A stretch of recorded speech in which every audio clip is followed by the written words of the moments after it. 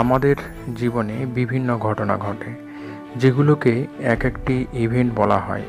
আমরা প্রতিটি ইভেন্টকে 5টি সেন্স দিয়ে বুঝতে পারি। সেই 5টি সেন্স হলো ভিজুয়াল, অডিও, ফিলিং বা কাইনেস্থেটিক্স, টেস্ট এবং স্মেল। অর্থাৎ দর্শন, শ্রবণ, অনুভব, স্বাদ এবং গন্ধের সাহায্যে আমরা পুরো বিষয়টা অনুভব করি এবং বুঝতে পারি। এই ঘটনা যখন আমাদের মনের মধ্যে যায়, তখন সেই ইভেন্টগুলোর মধ্যে কিছু ইভেন্টকে আমাদের মন ফিল্টার করে।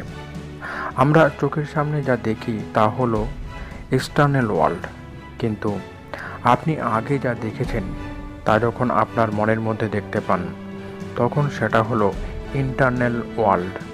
আমাদের মনে যা হয় তা যেমন এক্সটার্নাল ওয়ার্ল্ড হয় না, তেমনি এক্সটার্নাল ওয়ার্ল্ডে যা দেখি তা অনেক সময় আমাদের ইন্টারনাল ওয়ার্ল্ডে স্টোর হয় না।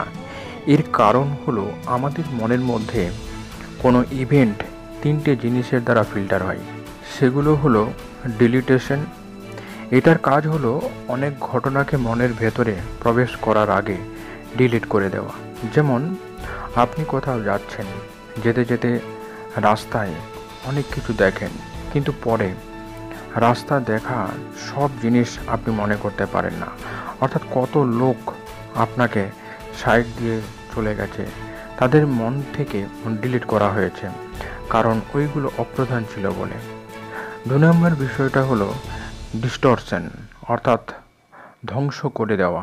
যেমন আমি যদি বলি গরম গরম সিঙ্গাড়া, এটা বলার পর আপনার মনের মধ্যে কোনো শব্দ এলো কি?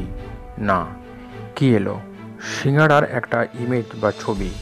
অর্থাৎ আপনার মন সিঙ্গাড়ার ছবি নিয়ে আপনার সামনে হাজির করলো।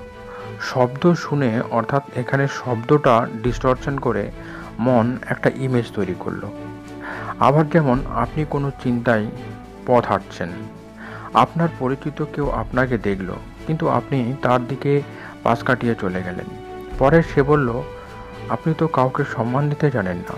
কিন্তু আপনি এটা জেনে বুঝে করেননি, কারণ আপনি তখন অন্য চিন্তা করছিলেন, আর ওই ব্যক্তি আপনার সম্পর্কে ভুল ধারণা করলো, অর্থাৎ তার চিন্তাতে ডিস্টরশন হলো।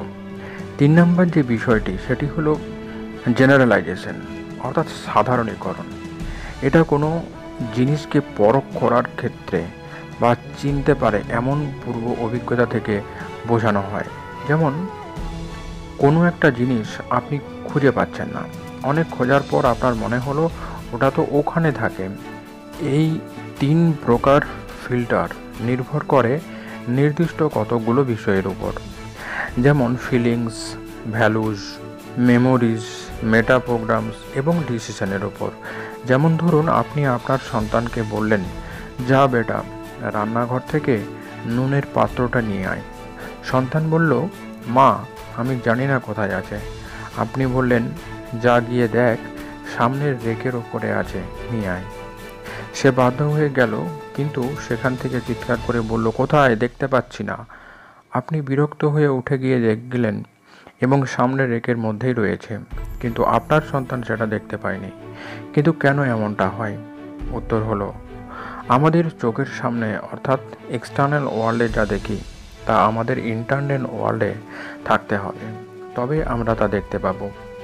বাচ্চাটা প্রথম থেকেই বলেছিল যে সে পাবে না, তাই তার ফিলিংস এবং বিলিভ ছিল সে পাবে না। তাই মন থেকে ডিডিজি এর মাধ্যমে ইন্টারনাল ওয়ার্ল্ড থেকে সেই ছবিটা ডিলিট করে দিয়েছে। তাই সামনে থাকার সত্ত্বেও সে দেখতে পায়নি, কারণ বিলিভ ছিল না। বিলিভ ছিল না বলে ভ্যালু ছিল না, আর ভ্যালু ছিল না বলে মেমোরি ছিল না। তাই এক্সটার্নাল ওয়ার্ল্ড এর কোনো ইভেন্ট ডিডিজি এর মাধ্যমে পরিবর্তিত হয়ে E2 রূপে এক্সটার্নাল ওয়ার্ল্ডে জমা হয়, আর সেই E2 থেকে আমাদের বিহেভিয়ার তৈরি হয়। আমরা ঠিক তেমনই আচরণ করি, আমাদের বডি ল্যাঙ্গুয়েজ ঠিক তেমনই হয়।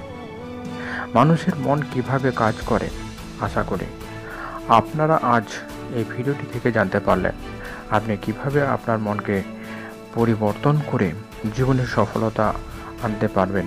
তা জানতে চাইলে এই চ্যানেলের সঙ্গে থাকুন। আজকের ভিডিওটি কেমন লাগলো তা অবশ্যই কমেন্ট বক্সে লিখে জানাতে ভুলবেন না। যারা এই চ্যানেলে নতুন তারা অবশ্যই চ্যানেলটিকে সাবস্ক্রাইব করে চ্যানেলের সঙ্গে থাকুন। সম্পূর্ণ ভিডিওটি দেখার জন্য আপনাদেরকে অনেক অনেক ধন্যবাদ।